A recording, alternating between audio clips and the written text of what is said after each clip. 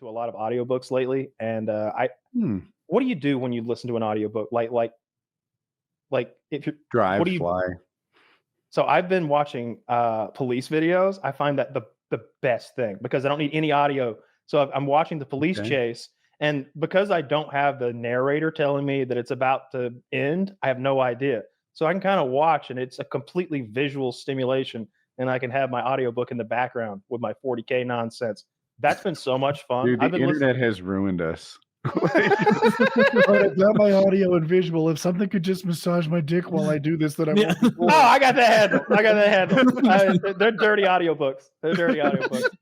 You're listening to like romantic novels. Yeah, it's Warhammer 40k fan fiction. It's just sisters in battle licking each other out and stuff. No, I am listening to 40k novels though. I've been pretty drawn into that for a while. What is a 40k novel? Is this a professionally written thing or fan fiction or like? Yeah, so the Warhammer 40k universe is written down in a lot of different ways. There are these campaign books that you buy if you play the tabletop game, and within a campaign book, like every generation of the game, I think they're on like the 10th gen now of rule sets and stuff, maybe even later. But each one will have these campaign books, and it'll not only have the new rules and stuff like that, it'll have lore written in them, and it'll be like, oh, and this happened on this date and so and blah blah blah, and it'll be very like what's the not the Lord of the Rings, but the one with all the bullshit in it. Harry Potter. What? No, the Tolkien. The Silmarillion. It'll be very Silmarillion-esque, where it's just like facts and dates and information in those campaign books. But then there are novels, and it's just some guy like freewheeling. No, it's all like, it's not fan fiction. It's called the Black Library. Like the Games Workshop has authors, and they very carefully craft what the lore in the canon is, and they go back and retcon occasionally if they need to like slide a piece in between two others, and it's like, oh, there's not enough room here. Just, well, this happened 50 years earlier then, because it doesn't fucking matter. It's space years. But there are novels like 12-hour audiobooks that are just like. And I'm on a trilogy of novels right now that just tell parts of the lore as well. I'm reading those. And there's I don't know how many books there are. There's hundreds. What's that? I wish somebody would marvel it, and by that I mean I need a 31 movie. They are, but I want them to do it as well as they did Marvel. Right? Start me off slow. Right? A little dip in the toe that was Iron Man 1. Of the Warhammer universe, where I learn a tiny bit and think that this is something that's like, oh, wait a minute, this is the same universe as the Space Dude, it's Marines? so cool. There's some stuff in it that's dumb, but there's so much cool shit in it, and it's full of that like the meme where it's like every man's desire to have that last stand, hold out for his friends or whatever. There's tons of that, of like those last heroism where everyone grit. dies. Tons of heroism and self-sacrifice, but it's just so depressing most of the time and dark. But I'm reading the books where like the good side is kind of coming back around and winning again. In the lore, it's 40,000 years of lore, but the most of the stuff happened around the year 30,000, and now we're currently around the year 41,000. And there's new stuff happening. 41,000. They need to update the name of this. They do, right? So there's like new shit happening. The sons of the emperor who all died 10,000 years ago, two of them have reawoken, and so the addition of these demigods to the good guys team is like a big deal in the universe and in the lore and in the stories. So those are the stories in particular that I'm reading. I read Lionel Johnson's book, and now I'm reading the Dark Imperium trilogy with Rabute Gilliman, and it's like, he's like a 9-foot demigod who's been brought back to life, and he's found that in this new future he is worshipped. His father is worshipped as a god, and so is he by like all of mankind, trillions of people. How'd they wake him up? Doesn't matter. It doesn't matter. He was kissed by a prince. Is it Kyle a really doesn't want to admit it? Is it a really evil way? Was it like they had No. to kill 1 million souls and infuse him? I think No, that's they, so funny. they didn't. It was either gay or evil. We've decided that. No, it's just nerdy and like long-winded is all. But you know, they revived him. They got him back. Got him back into action. So I'm reading those books, and they're really fucking good. I like that stuff a lot. Can you pay attention to audiobooks 100%, if you're doing yeah. something else? Well, like I said, I'm watching police chase videos, and if I ever catch myself daydream, that's what I'll actually do. Is I'll go into a little daydream, and I'll be like, oh, whoops, I missed 30 seconds, and I'll just go back. I'm pretty good about my that. audiobook retention is dog shit compared to just sitting there and reading.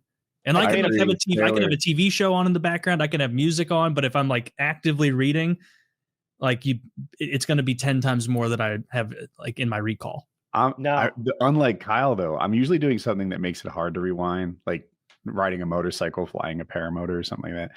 And I'll realize that I've either focus on the task at hand or I'm just daydreaming. And I'm like, man, I wish I could go back 2.5 minutes, but can't. I sure hope there's context clues to help me figure out what I just missed. All right, we can piece this together. We can just... My headset has like touch, and if you like if you rub it, you know, backwards, like on the thing, that's 30 seconds back. So you can just go flick, flick, flick, flick, flick, and just like kind of go back through it. So that's nice. But lately I've been playing the audio just through my TV. I've just been playing off Audible, like through my TV and watching my police streaming chases. device? Is it the TV or do you buy something else? My phone. Oh, you stream from your phone to your TV? Yeah. I didn't consider that. I use a Roku, and I think well, it's I mean, good. just for Audible. I don't have Audible on my Roku. I genuinely mostly just play it on my phone and turn the volume up loud and sit it next to me on the couch. That's usually how I listen. That wouldn't be for me. I'm really sensitive about how phone speakers don't tend to be as good speakers. And right now I'm listening to this like Warhammer shit, and there are characters who are ghouls and goblins and just the most disgusting monsters you can imagine. They're rotting while they're still alive. These demons are. And so this guy will give them these great like orc-like voices where you can hear like slobber and like their tongue is falling into. And I am Kugoth, Plague Father. They're just like all mouthy. Yeah, it's all gross. And it's just like, yeah, I like that too. I know it's a cool engine. I picked it out. I think it's cool. I'm just never gonna put it together though. I'm gonna spitefully keep it. And Zach says now. We can get leprosy. Just like from you Armadillo. never read those books I sent you. Never read them. You sent those on your own regard. That's on you. Okay. You sent me a book and I read it.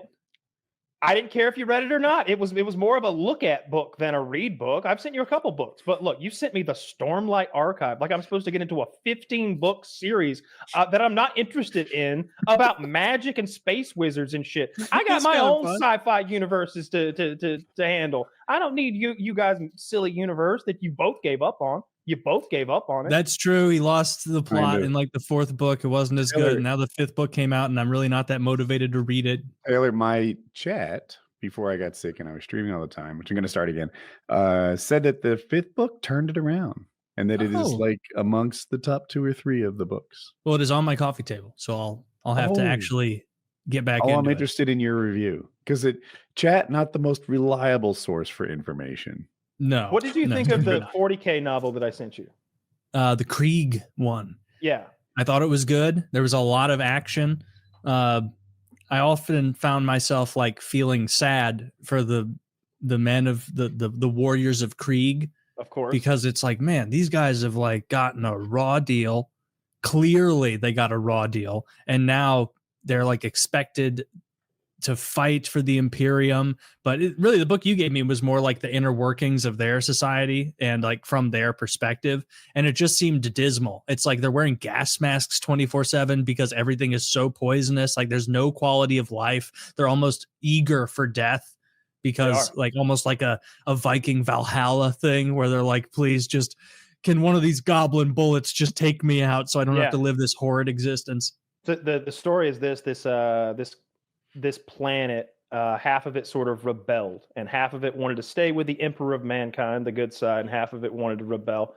And the Civil War ruined the planet. In the end, the Imperial loyalists won out, but the resulting war and the weapons that were used ruined their planet in a way that it's never going to recover from. So they have no agriculture, they have no mining. All they have are the children of Krieg to pay back the balance that they owe the Imperium of Man. And they give and they give and they give. And they are a cult. The entire planet is a cult for the Imperium, essentially. And so every child is born, goes into the military. They're all soldiers of Krieg, and they're very World War I gas mask, trench coat, and shovel looking.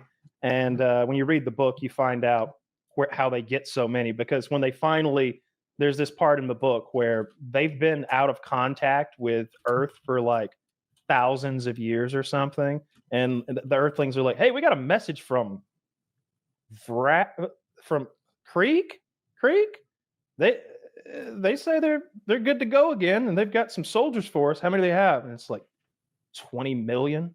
What do you mean 20 million? And it's like, they've got 20 million and 10 more million on the way. They want to serve the Emperor. They asked for one. They made one request. They want to be sent to the most hazardous fights, the worst fighting, the most dangerous battles. And so, like, the soldiers of Krieg literally do want to die, because in dying for the Emperor, they pay back what they owe for that betrayal. And so they are the most.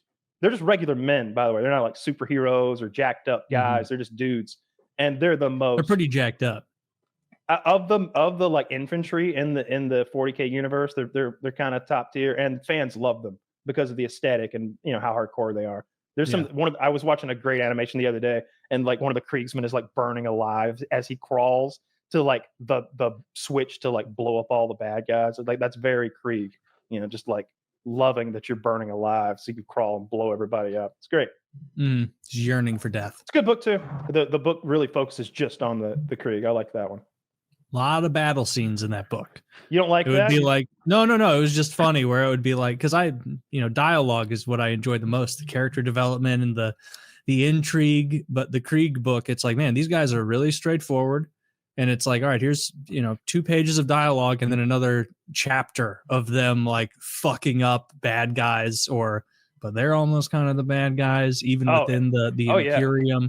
Even though that's the only book I've read of the 40k universe. Obviously, I'm Team Human, hardcore Team Human, Team Imperium. All these aliens can get fucked. Humanity's racism is a huge part of it. Like, and not about like color of people. It's about hating everything that isn't humanity. Yeah, it's about speciesism. Like the hatred for the Xenos, the alien, is part of the religion. It's one of the commandments. It's the fucking mutants, the abhumans, the Xenos scum. Wait, the Krieg are humans? Heretics. Yeah. Oh, they're part of the Imperium, the human side. Yeah, there's a million worlds of humanity at this point, and they're all like separated throughout the galaxy. And the humans are the good guys. If you're human, there are no good guys. If you're human, there's a good guy. Just like the xenomorphs. If you're a xenomorph, you're the good guys. Humans do. Yeah, of course. I'm human. I want us to win. They're pretty awful to each other. When they're like, the humans are bullying this planet, it's like, boo-hoo. I don't care about these mantis you're people. Still right and wrong, even though your side. No, what's right is what's good for humanity. No, but I like the fight scenes. I like the super powered humans. I like all that shit. And I love how dark it is and how awful it is, and how most like the characters just die left and right. These terrible deaths sometimes. It's I like the YouTubers that do the lore. But now that I've discovered some of these novels, I'm kind of sucked into it. Henry Cavill is supposedly still making that big project with Amazon in the Warhammer 40k universe. I expect it to be like a TV show with 10 or 12 episodes set in the Warhammer 40k universe. But that's all anybody knows. Nobody knows like who he's going to play or what part of and the people that know even as much as I know about the lore are like, how do you tell that story in 10 episodes? Like, where do you start? You'd have to start at like some little. You'd have to tell a little microcosm of a story. Yeah, you'd like have to the tell Marvel universe, right? Just 31 movies. Yeah. 31? Is that really the number? Is it 31? 31 sounds about right. Yeah.